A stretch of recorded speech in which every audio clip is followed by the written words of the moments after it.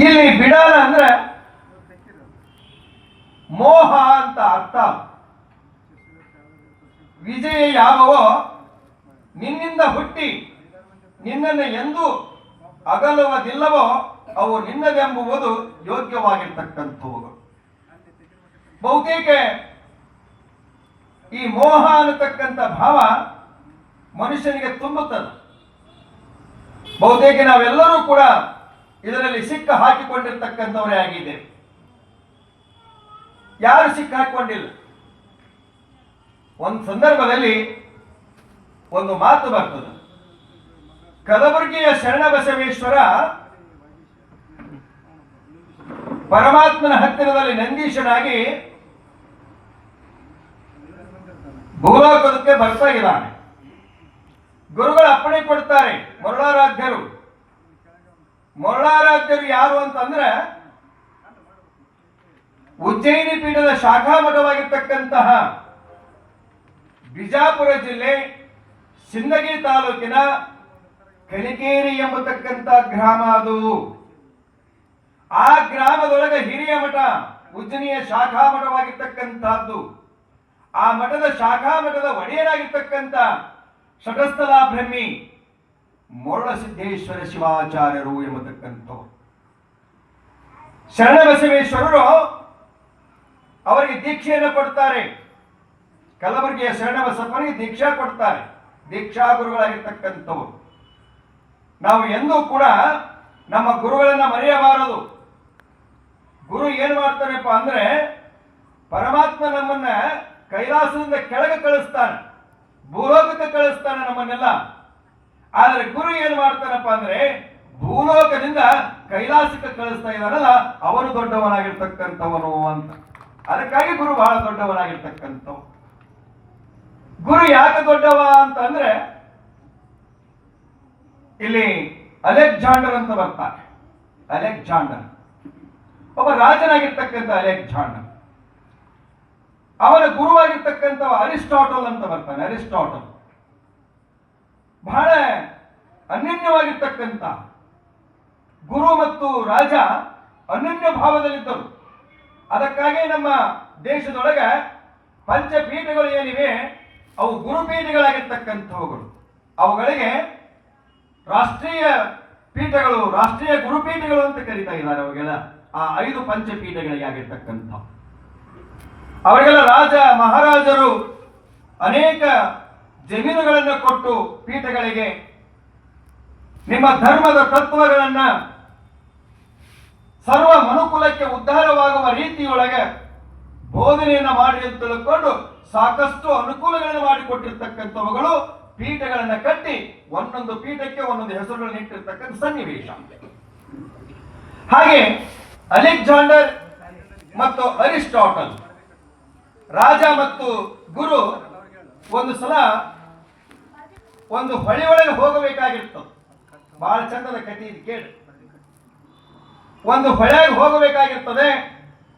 ಒಂದು ನಾವಿನಲ್ಲಿ ಕುತ್ಕೊಂಡಿರ್ತಾರೆ ಇಬ್ರು. ಒಂದು ನಾವಿನಲ್ಲಿ ಕುಂತಿದ್ದಾರೆ ಇಬ್ಬರು.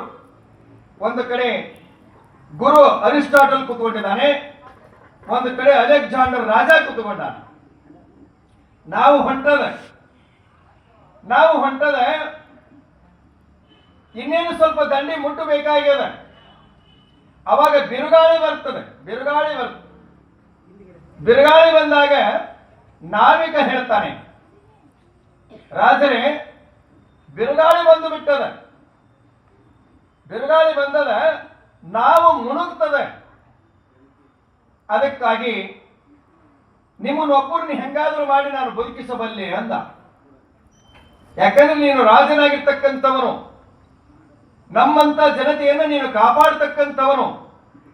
ನಿರ್ಗತಿಕರಿದ್ದಾರೆ ಅಂತ ಜನರನ್ನ ಕಾಪಾಡ್ತಕ್ಕಂಥ ರಾಜ ನೀನು.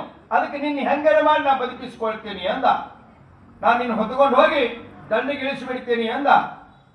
ಅವಾಗ ಅಲೆಕ್ಸಾಂಡರ್ ಹೇಳ್ತಾನೆ, ಹೌದಪ್ಪ, ನೀ ಏನೋ ನನ್ನ ಉಳಿಸ್ತಿ ಖರೆ, ಆದರೆ ನನ್ನ ಗುರು ಇದಾನಲ್ಲ ಅಲ್ಲಿ ಅರಿಸ್ಟಾಟಲ್, ಅವನೇನು ಮಾಡೋದು ಅಂದ. ಅವ ನಾವಿಕ ಅಂತಾನೆ, ಏನ್ ಮಾಡ್ತೀರಿ ಬಿಡ್ರಿ ಅಂತ ತಗೊಂಡು ಅಂದವ. ಗೊತ್ತಿಲ್ಲ ಅವನಿಗೆ, ಗುರು ಅಂದರೇನು ಗೊತ್ತಿಲ್ಲ ಅವನಿಗೆ. ಅವ್ರು ತಗೊಂಡು ಏನ್ ಮಾಡೋದರಿ ಅಂದ ಬೈದಾಡಿದ ಅವರಿಗೆ. ಅವಾಗ ರಾಜ ಹೇಳ್ತಾನೆ, ಅಲೆಕ್ಸಾಂಡರ್ ಹೇಳ್ತಾನೆ, ನೋಡಪ್ಪ ನಾವೀಗ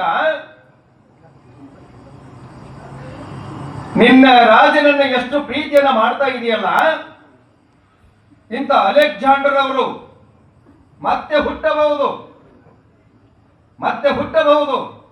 ಆದರೆ ನನ್ನ ಗುರುವಾಗಿರ್ತಕ್ಕಂಥ ಅರಿಸ್ಟಾಟಲ್ ಏನಿದಾನಲ್ಲ ಅಂತವನು ಹುಟ್ಟಿ ಬರುವುದೇ ಬಹಳ ಪುಣ್ಯವಾಗಿರ್ತಕ್ಕಂಥದ್ದು. ಅದಕ್ಕೆ ಅವನು ಬದುಕಿಸ್ಬೇಕು ಮೊದಲು ಅಂದವ. ಅದಕ್ಕೆ ಗುರುಗಳನ್ನ ಬದುಕಿಸಬೇಕು ನಾವು, ಗುರುವಿನ ಸಂಸ್ಕಾರವನ್ನು ಕಲಿಯಬೇಕು ನಾವು.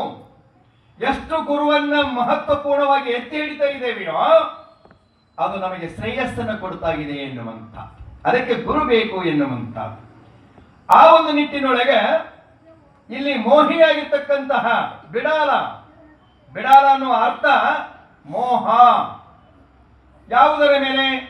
ಶರೀರದ ಮೇಲೆ ಮೋಹ, ಸಿರಿಯ ಮೇಲೆ ಮೋಹ, ಸತಿ ಸುತರಾದಿಗಳ ಮೇಲೆ ಮೋಹ, ಅದರ ಜೊತೆಗೇನೆ ದ್ರವ್ಯದ ಮೇಲಿನ ಮೋಹ, ರಾಜ್ಯದ ಮೇಲಿನ ಮೋಹ, ಅನೇಕವಾಗಿರ್ತಕ್ಕಂಥ ಮೋಹಗಳು ಅಂಟಿಕೊಂಡು ಬರ್ತಾ ಇವೆ ಎನ್ನುವಂಥ ಇಂಥ ಮೋಹಗಳನ್ನ ಬಿಡಿಸಬೇಕಾದರೆ ಅದಕ್ಕೆ ತ್ಯಾಗ ಬೇಕಾಗ್ತಾ ಇದೆ ಎನ್ನುವಂಥ ತ್ಯಾಗ ಮಾಡತಕ್ಕಂತಹ ತ್ಯಾಗದ ಉಪಾಧಿಯೊಳಗೆ ಗುರುವಿನ ಕೃಪೆ ಇರತಕ್ಕಂಥದ್ದು ಬಹಳ ಅವಶ್ಯಕವಾಗಿರ್ತಾ ಇದೆ. ಜಗನ್ಮಂಗಲಿ ಆಶೀರ್ವಾದವೂ ಕೂಡ ಅಲ್ಲಿ ಬೇಕಾಗ್ತದೆ. ಯಾಕಂದ್ರೆ ಒಂದು ಸಲ ಹೀಗೆ ಆಗಿತ್ತು. ಮೋಹ ಅಂತಂದ್ರೆ ಮಹಾರಾಷ್ಟ್ರದಲ್ಲಿ ಒಂದು ಕತೆ ಬರ್ತದೆ. ಅವನ ಹೆಸರು ತುಲಾರಾಮ ಅಂತ. ಅವನಿಗೆ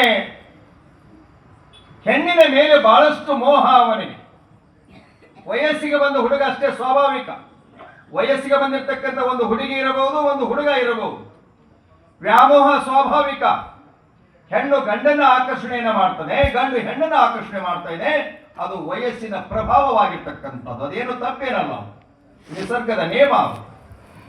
ಆಹಾರ, ನಿದ್ರ, ಮೈಥುನಾದಿಗಳು ಎಲ್ಲ ಜೀವಿಗಳಿಗೂ ಬೇಕಾಗಿರುವಂತಹದ್ದು. ಹಾಗೆ ಇಲ್ಲಿ ತುಲಾರಾಮನಿಗೆ ಹೆಣ್ಣಿನ ಹುಚ್ಚು ಇರ್ತದೆ. ಅಂದ್ರೆ ಮದುವೆ ಮಾಡಿಕೊಳ್ಳಬೇಕು ಅನ್ನತಕ್ಕಂಥ ಭಾವ ಅವನಿಗೆ. ಅವಾಗ ಹೇಳ್ತಾನೆ, ಒಬ್ಬನೇ ಮಗ ಮನೆಯಾಗ, ಯಾವ ಅಂದ. ಮತ್ತ ಯಾವಾಗ ನೋಡ್ತಿ ಅಂದ. ಏನು ತಮ್ಮ, ಮತ್ ಲಗ್ನ ಮಾಡಂಗಿಲ್ಲ ನನಗೆ ಅಂತಿದ್ದೀವ ಹಗಲಲ್ಲಿ. ಮನೆಯಾಗಿ ಲಗ್ನ ಮಾಡಂಗಿಲ್ಲೇನು ಅಂತಿದ್ದ ಹಗಲಲ್ಲಿ. ಮಾಡ್ತೇನೆ ಬಿಡು, ನಿನಗೇನು ಸಮಯ, ಇನ್ನೂ ವಯಸ್ಸಾಗ್ಯಾವು, ಸುಮ್ಮನೆ ಇರು, ಸ್ವಲ್ಪ ನಾ ಮಾಡ್ತೇನೆ. ಬರೀ ಹಿಂಗೆ ಹೇಳ್ಕೊಂತ ಹೋಗಿ ನೀನು ಅಂತಿದ್ದೀವ. ಅವಾಗ ಒಂದು ದಿವಸ ಹೋಗಿ ಬರ್ತಾಳೆ ಗಂಗಾ ನದಿಯ ತಟ. ಆ ಗಂಗಾ ನದಿಯ ತಳದ ಹೋಗಬೇಕಾಗಿರ್ತದೆ. ಅವಾಗ ಹೋಗಿ ನೋಡ್ಕೊಂಡು ಬರ್ತಾಳೆ. ಬಂದು ಕೇಳಿದಿವ, ಸಾಯಂಕಾಲ ಬಂದ್ಲು, ಹೋಗಿದ್ದೇನೆ ನೋಡಕ್ಕೆ. ಏ ತಮ್ಮ, ನೋಡ್ಕೊಂಬಂದ ಸುಮಾರು. ಮತ್ ನೋಡ್ಕೊಂಬಂದಿ ಅಂದ್ ತಡ ಯಾಕೆ ಮಾಡ್ಬೇಕು, ಲಗ್ನ ಮಾಡ್ಬಿಡು ಅಂದಿವ. ನೋಡಿ ಹಿಂಗಿರ್ತದದು, ವ್ಯಾಮೋಹವೇ ಹಾಗೆ ಅದು. ಒಂದು ಸಲ ಏನಾದರೂ ಹೆಂಡತಿ ಹುಚ್ಚ ಹತ್ತಿ ಬಿಟ್ರೆ ಬಿಡಿಸೋದು ಬಲ ಕಷ್ಟ ರೀ. ಅದು ಯಾವ್ದಾರು ಹುಚ್ಚಿರ್ಲಿ, ಅದು ಹೆಣ್ಣಿನ ಹುಚ್ಚರ ಇರಲಿ, ಮಣ್ಣಿನ ಹುಚ್ಚರ ಇರಲಿ, ಮಣ್ಣಿನ ಹುಚ್ಚರ ಇರಲಿ, ಅವು ಹುಚ್ಚ ಹತ್ತಿ ಬಿಡ್ತು ಅಂದ್ರೆ ಹೊತ್ಕೊಂಡು ತಿರುಗಾಡ್ತಾವ್ರು ತಲೆಯಾಗ. ನಂದು ಅಷ್ಟು ಹೊಲ ಐತೆ, ನಂದು ಇಷ್ಟು ಮನೆ ಐತೆ, ನಂದು ಹಂಗೈತೆ, ನನ್ನ ಸಂಪತ್ತು ಐತೆ, ತಲೆಯಾಗ ಹೊತ್ಕೊಂಡು ಅಡ್ಡಾಡ್ತಾವ್ರಿ. ಅವು ಬಿಟ್ಟು ಅಡ್ಡಾಡಂಗಿಲ್ಲ. ಅವನು ಬಿಟ್ಟು ಅಡ್ಡಾಡಿದ್ರೆ ಭಾಳ ಚಲೋ, ಹೊತ್ಕೊಂಡು ಅಡ್ಡಾಡಿದ್ರೆ ಏನು ಮಾಡ್ತೀರಿ ನೀವು, ಮಂದ್ಯ ಕಾಣಂಗಿಲ್ಲ ಅವಕ್ಕ. ಅಲ್ಲ ಇಲ್ಲಿ ಸುದ್ದಿ ಅಲ್ರಿಪ್ಪ, ಮತ್ತೆ ನೀವು ಹಂಗೆ ತಿಳ್ಕೊಟ್ರಿ, ಲಗ್ನ ಸುದ್ದಿ ಅದು. ಹಂಗೆ ತುಲಾರಾಮನಿಗೆ ಮದುವೆ ಮಾಡು ಆಯ್ತು. ಇವಾಗ ಹೋಗಿದ್ದೀನಿ ಒಂದು ದಲಾಲಿ ಅಂಗಡಿ ಬರ್ಕಣಕ್ ಹೋಗಿದ್ದೀವ. ಅಲ್ಲಿ ಹೋದ ಬುಕ್ಕ ಕೊಟ್ಟಿದ್ರು ಅವಾಗ. ಆ ಬುಕ್ಕದ ಲೆಕ್ಕಪತ್ರ ಬರಿಬೇಕು ಬೇಡ್ರಿ, ಅದನ್ನು ಬರಲಿಲ್ಲರಿ ಅವ. ಆ ಹೆಂಡತಿ ಹೆಸರು ಏನು ಅಂತ ಕೇಳಿದೇವ. ಇನ್ನು ಲಗ್ನ ಆಗಿಲ್ಲ, ಬಿಟ್ಟಿಲ್ಲ. ರತ್ನಾವಳಿ, ಅವಳ ಹೆಸರು ರತ್ನಾವಳಿ ಅಂತ ತಿಳ್ಕೊಂಡವನೇ